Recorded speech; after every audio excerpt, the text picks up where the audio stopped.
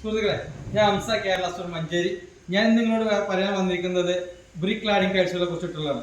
നമ്മുടെ മണ്ണിന്റെ brick cladding ടൈൽസുകൾ സാധാരണ നമ്മുടെ വീടിനും അതേപോലെ ബിൽഡിങ്ങിന്റെ സൈഡിലൊക്കെ ഉപയോഗിക്കുന്ന വെർട്ടിക്കലായിട്ട് ഉപയോഗിക്കുന്ന ബ്രിക്ക് ക്ലാഡിംഗ് ടൈൽസുകൾ.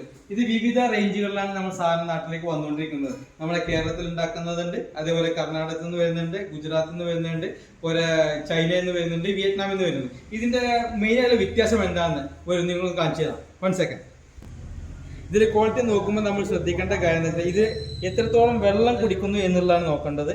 വെള്ളം കുടിക്കുന്ന എത്ര കുറയുന്നു അത്രയും നമ്മുടെ ഫംഗസ് പിടിക്കുന്നത് കുറയും. ഇതിന്റെ വാട്ടർ അബ്സോർപ്ഷൻ ഏതാണോ കൂടുതലെങ്കിൽ അതിന് ക്വാളിറ്റി കുറയും എന്നുള്ളതാണ്. അപ്പോൾ ഇതിൽ നമ്മുടെ കേരളത്തിലുള്ളതുണ്ട്, പുറത്തുനിന്ന് വരുന്നുണ്ട്. ഇത് വിയറ്റ്നാമിന്റെ ഉള്ള ടൈൽസുകൾക്കുള്ള പ്രത്യേകത തന്നെ ഇത്രയും ക്വാളിറ്റി നിൽക്കാന്നുള്ളത്. എന്ന് വെച്ചാൽ ഇത് ബാക്കിയുള്ള ടൈൽസുകളൊന്നും മോശം എന്നുള്ളതല്ല. നമ്മുടെ നാട്ടിലെ കാലാവസ്ഥയിൽ അനുയോജ്യം ഏറ്റവും കൂടുതൽ നമ്മുടെ വിയറ്റ്നാം ടൈൽസ് തന്നെയാണ്.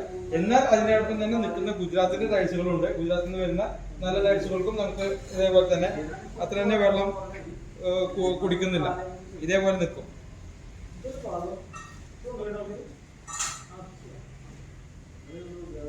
നമ്മുടെ കേരളത്തിലെ ടൈൽസുകൾ മോശക്കാരെന്നല്ല, പക്ഷെ റേറ്റ് വൈസ് നോക്കുമ്പോൾ സാമ്പത്തിക പരമായി നോക്കുമ്പോൾ ചെറിയ വ്യത്യാസങ്ങൾ, ചെറുതല്ല നല്ല വ്യത്യാസങ്ങളുണ്ട് എന്നുള്ളതാണ് ഇതിൽ പറയാനുള്ളത്. അപ്പോൾ ടൈൽസുകൾ ഫ്ലാറ്റ് ടൈൽസ് എടുക്കുമ്പോൾ നോക്കിയെടുക്കുക.